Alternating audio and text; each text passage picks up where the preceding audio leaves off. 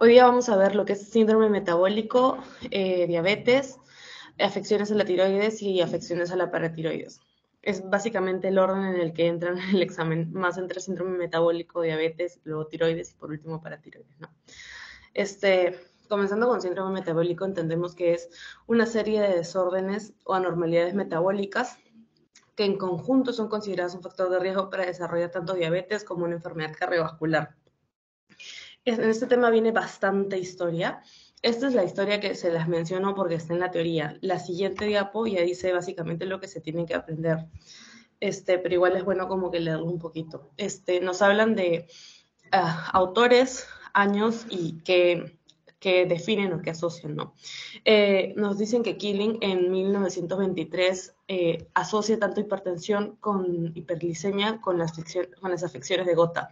Marañón en 1927, la hipertensión arterial, obesidad, y también menciona que la gota es un estado prediabético. Veig dice en 1947 que un fenotipo de obesidad tipo androide, es decir, que acumula la grasa de la cintura para arriba, se asocia con las alteraciones metabólicas de la diabetes tipo 2 y la enfermedad cerebrovascular. Abogaro en 1967 dice que se da cuenta de la aparición simultánea de obesidad con hiperinsulinemia, hipertrigliceridemia y hipertensión arterial. Gerald Raven en 1988 menciona el conjunto de alteraciones metabólicas con el rasgo fisiopatológico central era la resistencia a la insulina. En esta ocasión ya no se incluye obesidad y en un grupo de trabajo de la Organización Mundial de la Salud ya entre 1999 y 2005 hacen una descripción biológica y fisiológica de la resistencia a la insulina. Un grupo europeo menciona la resistencia a la insulina como el principal determinante etiológico del síndrome metabólico. Y bueno, se basa en las concentraciones elevadas de insulina en ayunas para determinar la resistencia. Y bueno, aquí es donde se comienza a introducir el perímetro de cintura como la medida de la adiposidad. Las tres principales teorías que nos van a venir en el examen y que son más aceptadas ya nos hablan de 5 factores, que son las dislipidemias, mucho LDL, poco HDL, hipertensión, diabetes y obesidad abdominal. Entonces, tenemos ATP3, Adult Treatment Panel 3, tiene un abordaje menos glucocéntrico. Dice que todos los componentes del síndrome metabólico valen lo mismo, básicamente. Y bueno, el parámetro de cuantificación ahora va a ser el perímetro de cintura y bueno, con valores superiores al umbral. Tenemos un perímetro de cintura de 88 para hombres, 102 para hombres y una glucosa de mayor a 110 en ayunas o un diagnóstico de diabetes mellitus como parámetros. Todos estos tres usan el los parámetros de hipertensión con 135-80. Entonces como que no hay mucho que ver por acá. Más que todo lo que varía es el perímetro de cintura. La American Association of Clinical Endocrinologists considera la resistencia a la insulina como el problema base y la obesidad como un factor que contribuye a su aparición. Es decir, primero obesidad, luego resistencia a la insulina, porque la persona es obesa es que tiene una resistencia a la insulina, ¿no? Y bueno, describe 4 factores aparte de estos, que es el poco HDL, mucho LDL, hiperglicemia, hipertensión arterial. Y bueno, el IDF ya nos habla de un perímetro de cintura de 80-90, 80 mujeres, 90 hombres, una glucosa mayor a 100 o una diabetes mellitus 2 diagnosticada, y son un nuevo grupo de criterios para el ámbito epidemiológico y clínico. Y acá la obesidad central representa un requisito necesario, no como en el ATP3. Acá una persona puede tener mucho LDL, poco HDL, hipertensión arterial en IDF y no va a tener síndrome metabólico, porque es necesario que tenga obesidad central. O sea, puede tener los 4 criterios: hipertensión, hipertrigliceridemia, poco HDL y diabetes, pero si su cintura mide 79, no tiene síndrome metabólico. En cambio, en ATP3, con estas mismas medidas, ya estamos hablando de síndrome metabólico. Y bueno, se ofrecen valores umbrales para definir la obesidad que son diferentes en los distintos grupos étnicos. Es decir, en las personas caucásicas, en las personas negras, en las personas blancas, en las personas andinas, los parámetros son diferentes. Y bueno, la adiposidad central es común en todos los componentes del síndrome metabólico. Esto es bastante importante, ¿no? Porque sabemos que una persona de 2 metros no va a tener el mismo perímetro de cintura que una persona de 1,50 m, ¿no? Entonces, es un aspecto resaltante. Y sobre todo, acuérdense que IDF sí es necesario el perímetro de cintura y en ATP3 no. Ese es como que el dato más importante, IDF y ATP3. Ahora, el síndrome metabólico, entonces, tenemos 3 clasificaciones. Básicamente, a grandes rasgos, si hablamos sin autores, tenemos que tener 3 de 5 criterios. La obesidad abdominal, es decir, un perímetro de cintura elevado. Hipertensión arterial. Diabetes mellitus tipo 2. Una dislipidemia, que incluye la elevación del LDL o la disminución del LDL. ¿Esto qué significa? Mucho HDL, mucho LDL, poco HDL es el estado aterosclerótico, ya lo sabemos. El estado aterosclerótico no solamente viene con la formación de ateromas, viene con un estado proinflamatorio, protrombótico. O sea, no es solamente el problema del ateroma, es un problema sistémico. Entonces, esto es muy fácil de aprendérselo porque viene tanto en cardio como ahorita en síndrome metabólico, ¿no? Entonces, recordando, según IDF necesitamos obesidad abdominal y 2 componentes o más. O sea, necesito obesidad abdominal, hipertensión y diabetes, o obesidad abdominal, muy poco muy poco HDL e hipertensión. No importa cuáles sean, pero el que sí o sí tiene que estar, obesidad abdominal. En ATP3 necesito 3 componentes o más. No importa que yo no tenga obesidad abdominal, si tengo hipertensión, diabetes y mucho LDL, tengo síndrome metabólico. Y después, según ALAD, que es la de acá del centro, American Association of Clinical Endocrinologists, no me parece que es otra, pero ALAD, se las ponen como ALAD, la obesidad abdominal y 2 componentes o más es igual al síndrome metabólico. Entonces, la única que es, como acá dice, que considera todos los componentes como por igual, es ATP3. Los demás generalmente tienen la obesidad abdominal como requisito central. La fisiopatología del síndrome metabólico básicamente es la resistencia a la insulina. Siempre es la base. Por ejemplo, me parece que alguno de esos menciona que la resistencia a la insulina es el factor de riesgo como para la obesidad abdominal, la grasa visceral. La obesidad abdominal vendría a ser la grasa visceral, ¿no? En el abdomen, entonces, básicamente si no es el factor precursor, es el factor que conlleva la obesidad abdominal. Algunos lo ven como el factor precursor, otros como lo que está presente, ¿no? Entonces, la grasa visceral va a generar mayor cantidad de adipoquinas, incrementa las adipoquinas y por ende un estado proinflamatorio y protrombótico. Entonces, nos afecta el endotelio y todos nuestros sistemas. La única adipoquina que disminuye va a ser la adiponectina, las demás incrementan. Ahora hablando de diabetes, sabemos que tenemos 4 tipos. Eso más que todo para su seminario. Tenemos el tipo 1, que generalmente aparece en la adolescencia, juventud. Puede ser mediada inmunitariamente idiopática. La diabetes mellitus tipo 2, que es básicamente derivada de la resistencia a la insulina. Otros tipos específicos de diabetes y la diabetes gestacional. Estos son los 4 tipos. En sí, síndrome metabólico nos habla de diabetes mellitus tipo 2. No tipo 1, no gestacional, tipo 2. Entonces, en la patología de la diabetes tipo 2, hablamos de un deterioro de la célula beta pancreática. En la tipo 1 también, ¿no? Porque vemos que mediadores inmunitarios destruyen, hay una destrucción de la célula beta pancreática. Entonces, ¿cómo funciona la secreción tanto de insulina como de glucagón? Cuando consumimos glucosa, por ejemplo, el páncreas reacciona, están los islotes de Langerhans y dentro de las células beta. Las células beta van a liberar insulina que disminuye el nivel de azúcar en sangre. Las células alfa son las que liberan el glucagón, ¿no? Que incrementa el azúcar en sangre. Entonces, cuando hay una disfunción en las células beta es que no podemos regular nuestra glicemia. Entonces, si yo sigo ingiriendo azúcar y mi célula beta no va a regular nada,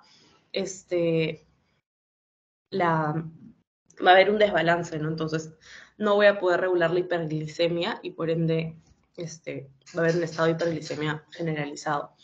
Ahora, es un proceso igual. No es que de la noche a la mañana, en la diabetes mellitus tipo 2, no es que de la noche a la mañana la célula beta ya no funcione. Sino que, por ejemplo, primero hay una hiperinsulinemia y normoglicemia.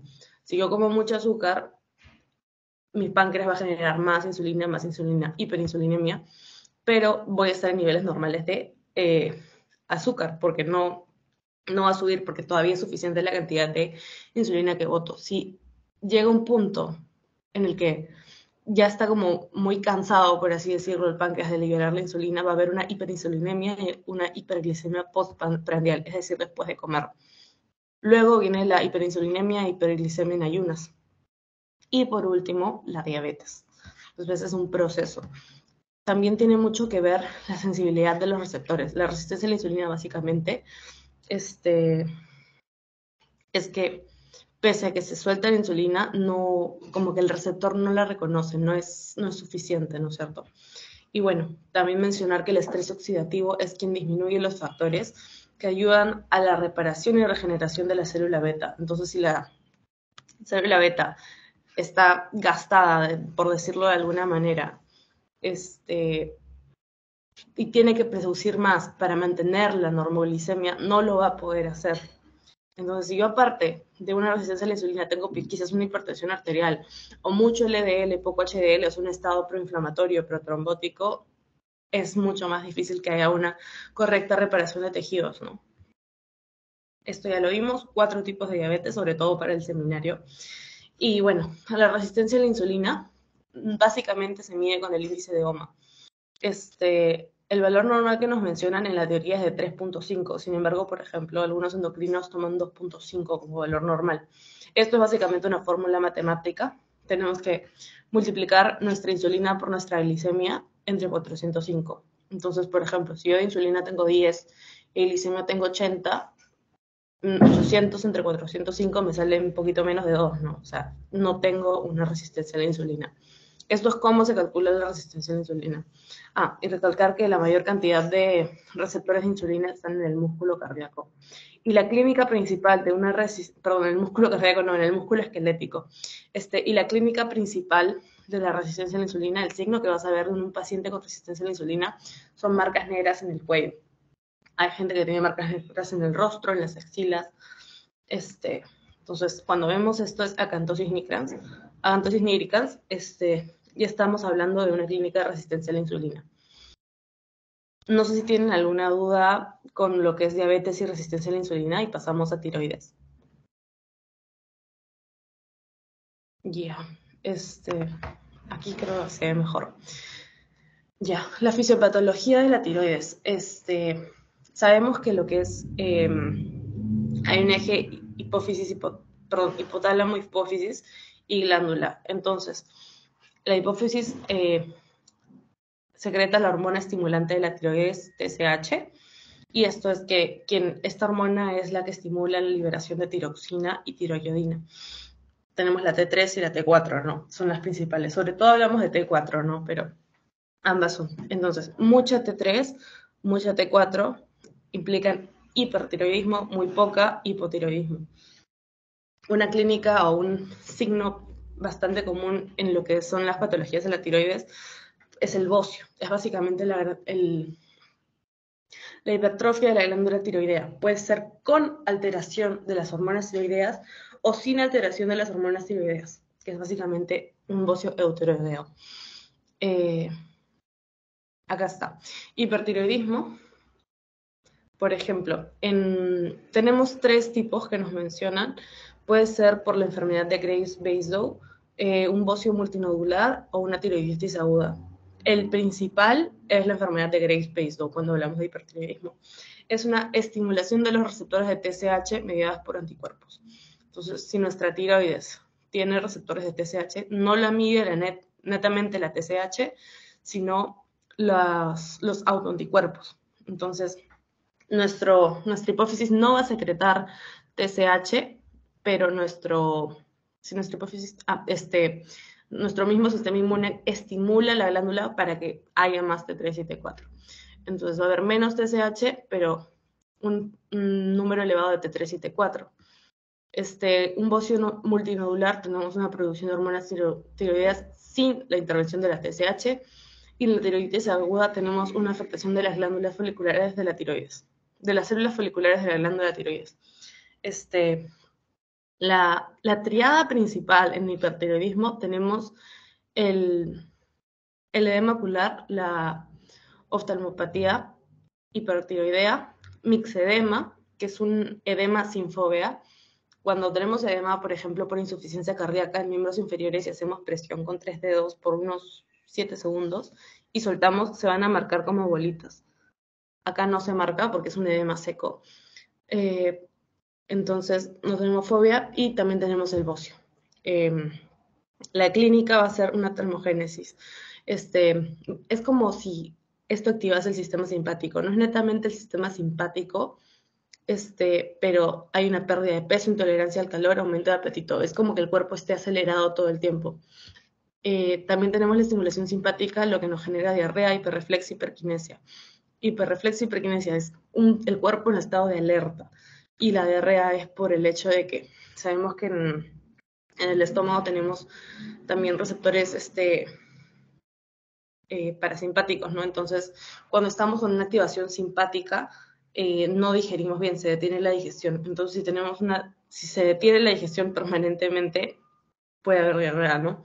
Y bueno, el sistema renina-angiotensina aldosterona también es afectado, entonces incrementa la eyección cardíaca, por eso hay taquicardia y palpitaciones. Si hay también más bulimia, se siente la palpitación, ¿no? Generalmente a estos pacientes se les trata con betabloqueantes, ¿no? Me parece que ya lo vieron en fármaco, intervienen en la eyección cardíaca reduciendo el inotropismo, porque estos pacientes suelen sentir el pecho que les salta, ¿no? Y bueno, eso es básicamente lo que viene en hipertiroidismo. Si hablan de hipertiroidismo, una persona con esta triada, Graves-Basedow es lo más probable que tenga, ¿no?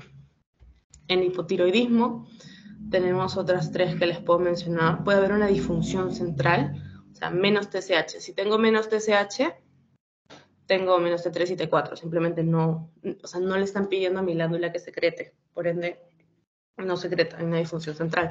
Puede ser autoinmunitaria, una progresiva destrucción de la tiroides. La principal autoinmunitaria y etiología autoinmunitaria vendría a ser el hipotiroidismo de Hashimoto.